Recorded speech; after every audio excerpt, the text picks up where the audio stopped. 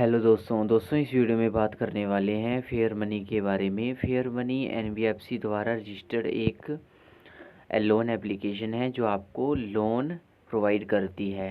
ये मिनिमम आपको 1,000 रुपये और मैक्सिमम आपको 60,000 रुपये तक का लोन आपको बिना किसी जो फिज़िकल वेरिफिकेशन और बिना किसी कॉल या पेपर वर्क के लोन देने का दावा करती है।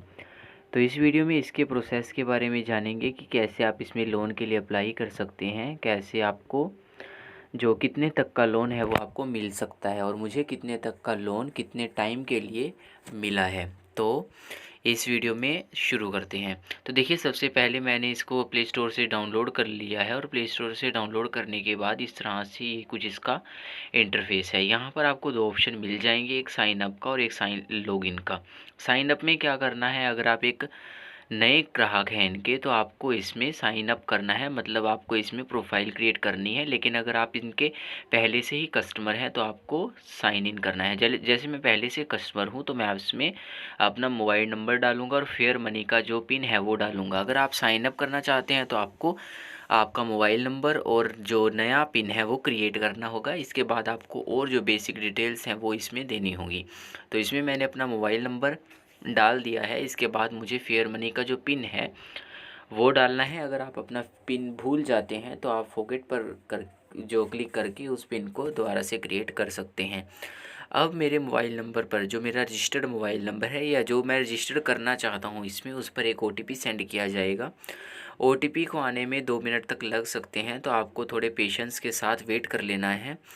यहाँ पर जैसे ही OTP आएगा वो ऑटोफिल हो जाएगा। उसके बाद अगर ऑटोफिल नहीं भी होता है तो आपको मैन्युअली उस OTP को डाल लेना है। जैसे कि हमारा OTP आ चुका है, इसके बाद हमें यहाँ पर देखिए जो इसका इंटरफेस है इस एप्लीकेशन का वो आपको यहाँ पर दिख जाएगा। इसके बाद हमें गेट लोन पर क्लिक करना है। यहाँ पर आपको कुछ बेसिक डिटेल्स देनी है, जैसे आपका नेम, आप कहाँ पर रहते हैं, आपकी स्टेट क्या है, आपका जो आधार कार्ड पर जो नेम है उसके अकॉर्डिंग ही आपको यहाँ पर फर्स्ट नेम और लास्ट नेम देना होगा। उसके बाद आपकी ईमेल एड्रेस, आपका जेंडर, आपकी डेट ऑफ बर्थ, इस तरह की जो बेसिक डिटेल्स हैं वो आपको यहाँ पर देनी होगी। तो ये सब डिटेल्स आपको फिल करनी है।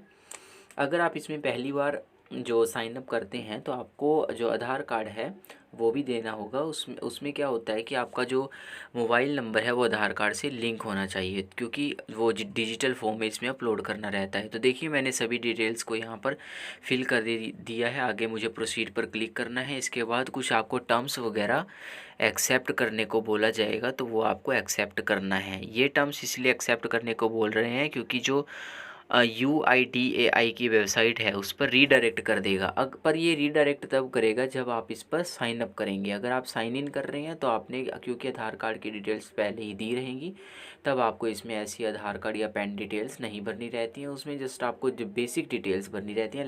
लेकिन अगर आप इसमें साइन अप करते हैं तो आपको इसमें पैन कार्ड और आधार कार्ड की डिटेल भरनी रहती हैं। इसके बाद हमें अपना प्रोफेशन चूज़ कर लेना है, मतलब हम क्या हैं, जैसे हम सैलरीड हैं, सेल्फ एम्प्लॉयड हैं या स्टूडेंट हैं। तो देखिए, यहाँ पर सैलरीड और सेल्फ एम्प्लॉयड ही आपको डालना चाहिए, क्योंकि ये जो एप्लीकेशन है वो सैलरीड और सेल्फ एम्प्लॉयड को ही जो लोन है वो प्रोवाइड करती है। इसके बाद हमें कुछ और अपने जो प्रोफेशनल है उसकी डिटेल्स भरनी होगी, कि जैसे हम क्या हैं, जैसे मतलब हम सैलरीड हैं तो हम क्या बिज़नेस करते हैं, क्या जॉब करते हैं, हमारा वहाँ पर क्या जो डेजिग्नेशन है वो है, कितने टाइम से करते हैं। ये बेसिक डिटेल्स डालने के बाद मुझे यहाँ पर आगे जो प्रोसीड है वो क्लिक करना है।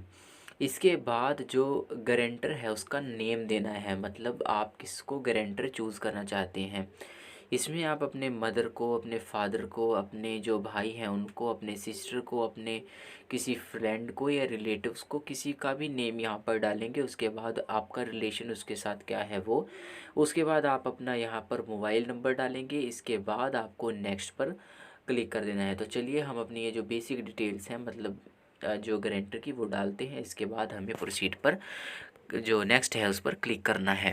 तो नेक्स्ट पर क्लिक करने के बाद अब यहाँ पर आपको लोन की अमाउंट पूछी जाएगी कि कितना लोन आप चाहते हैं। जैसे यहाँ पर मैं कुछ भी डाल दूँगा, जैसे हम यहाँ पर 25,000 डाल देते हैं।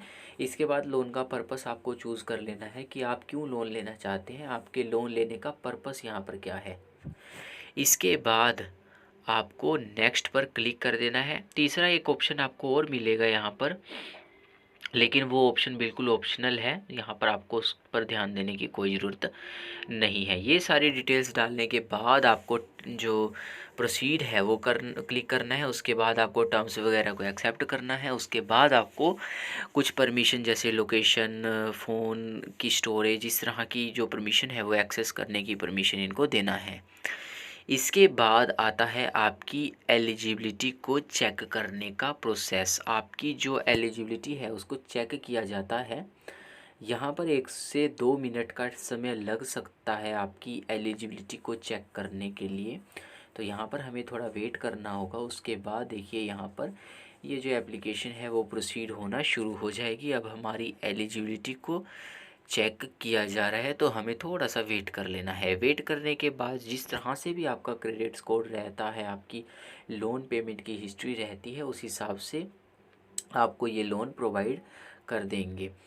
तो यहाँ पर आप देख सकते हो कि मैं 2000 जो मैक्सिमम लोन है उसके लिए एलिजिबल हूँ। अब ये लोन अमाउंट बहुत कम है, पर किसी भी लोन अमाउंट, अगर आप किसी लोन एप्लीकेशन से किसी लोन के लिए अप्लाई करते हैं, चाहे वो कितनी भी बड़ी एप्लीकेशन क्यों ना हो, वो आपको 60,000 रुपये, 50,000 रुपये इस तरह की लोन नहीं प्रोवाइड करेगी। वो सबसे पहले आपको एक मिनिमम लोन ही उस एप्लीकेशन पर जो मिनिमम लोन होगा उसी को प्रोवाइड करेगी। उसके बाद आप उसका जो लोन की रीपेमेंट जैसे जैसे टाइम टू टाइम करते रहेंगे, उसके बाद आपकी जो लोन की अमाउंट है वो धीरे धीरे इंक्रीज़ होती रहेगी। तो इस एप्लीकेशन में यही है कि इसकी जो मिनिमम लोन अमाउंट है वो 1000 है, और मैक्सिमम आप इसमें 60,000 रुपये तक ही जो ले सकते हैं। लेकिन जो मिनिमम है वो सबसे पहले आपको वही लेने के लिए बोला जाएगा।